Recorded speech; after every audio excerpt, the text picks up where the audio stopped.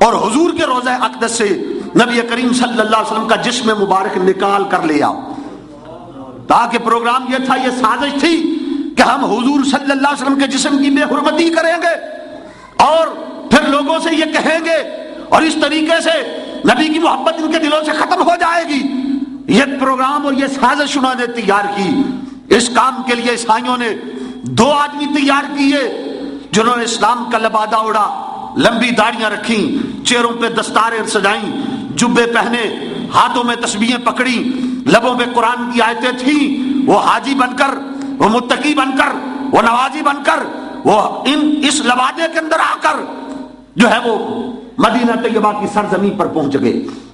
حضرات گرامی، یہ بات یاد رکھنا، صرف لبادہ دیکھ کر، صرف صورت اور شکل دیکھ کر دھوکہ نہ کھا جانا.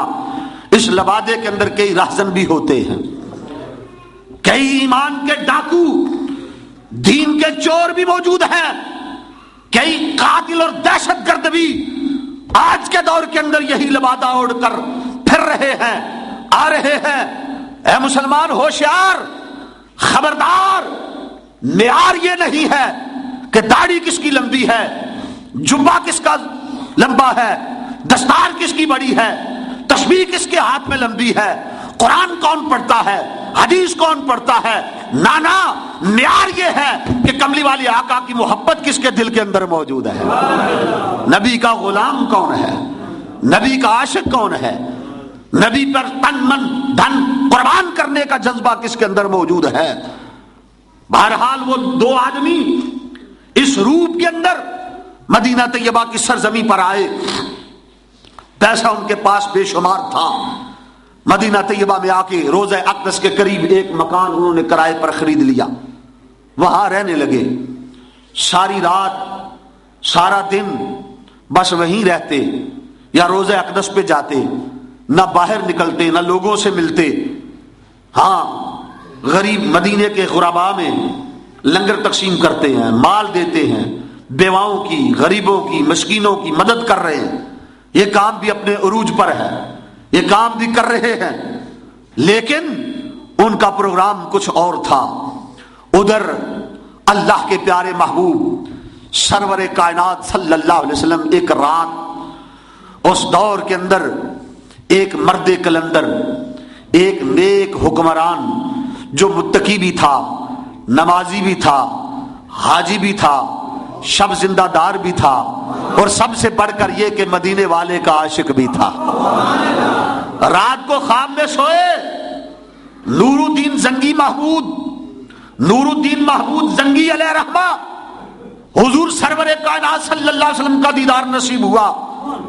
اور ایک روایت میں 3 راتیں آقا علیہ الصلوۃ والسلام خواب میں آتے رہے، اور ایک روایت کے مطابق ایک رات کے اندر آقا نے 3 مرتبہ کرم فرمایا. حضور خواب میں تشریف لائے، فرمایا نور الدین زنگی اٹھو، 2 کتے مجھے تنگ کر رہے ہیں، 2 کتے مجھے پریشان کر رہے ہیں. ان کی شکلیں بھی دکھا دی گئی، صورتیں بھی بتا دی گئی. آقا زندہ ہے تو دکھایا ہے نا. فرمایا یہ 2 کتے مجھے تنگ کر رہے ہیں، ان کا بندوبست کرو، اٹھو. نور الدین زنگی اٹھا، امراء کو، وزراء کو بلایا، علماء کو بلایا، مشورہ طلب کیا کہ کیا معاملہ ہو سکتا ہے.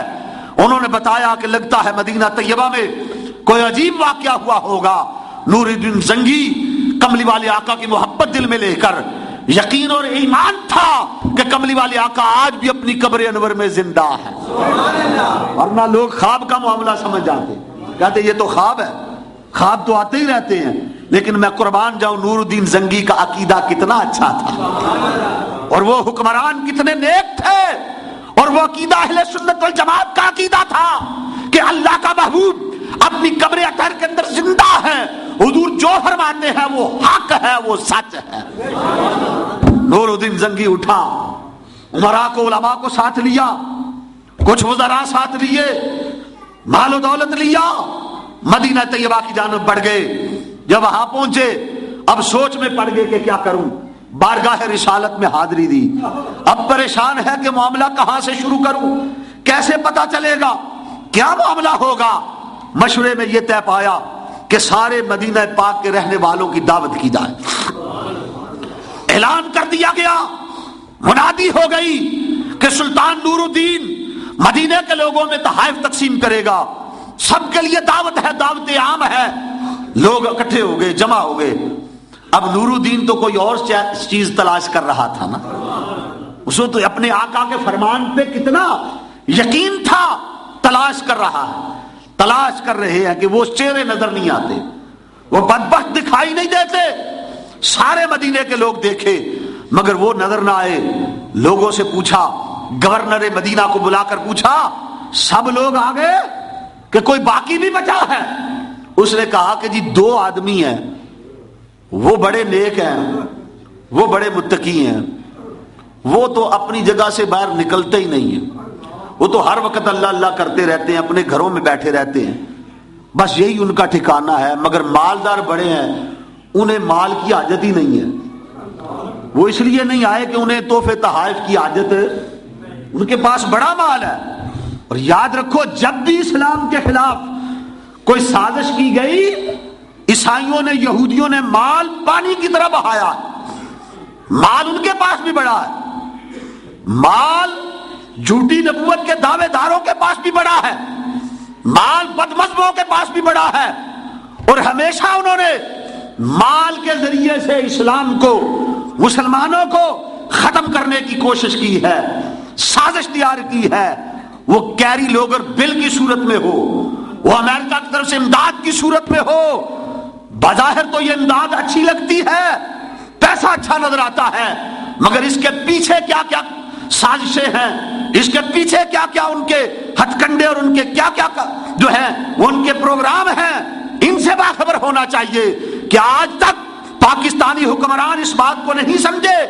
افغانستان کی جنگ کے اندر امریکہ سے جو امداد لی تھی، اسی کا خمیازہ تو آج تک ہم بھگت رہے ہیں۔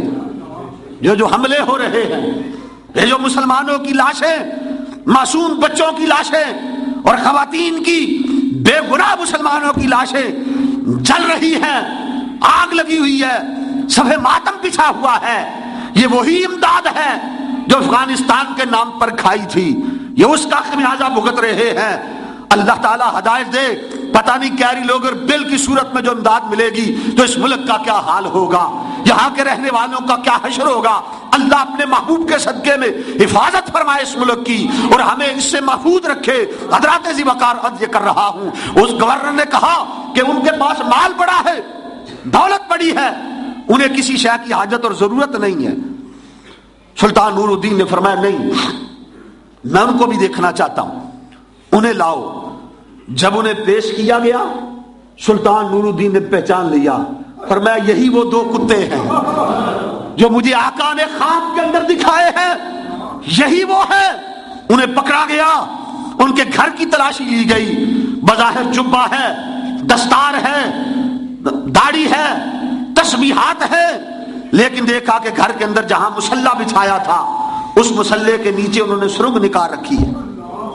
رات، ساری رات وہاں سے مٹی نکالتے، صبح جا کر جنت البقیع کے اندر پھینک دیتے، اور وہ سرنگ کے ذریعے حضور صلی اللہ علیہ وسلم کے روضہ اقدس کے بالکل قریب پہنچ چکے ہوئے۔ اور آقا علیہ الصلوۃ والسلام نے نور الدین زنگی کو خبر کی کہ آؤ ان کتوں کو پکڑو۔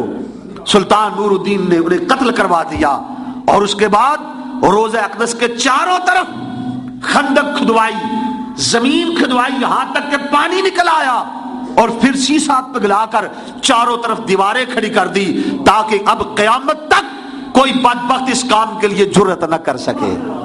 تو حضرات، اس واقعے سے یہ بات بھی معلوم ہوتی ہے کہ اللہ کے محبوب اپنی قبر امن میں زندہ ہے۔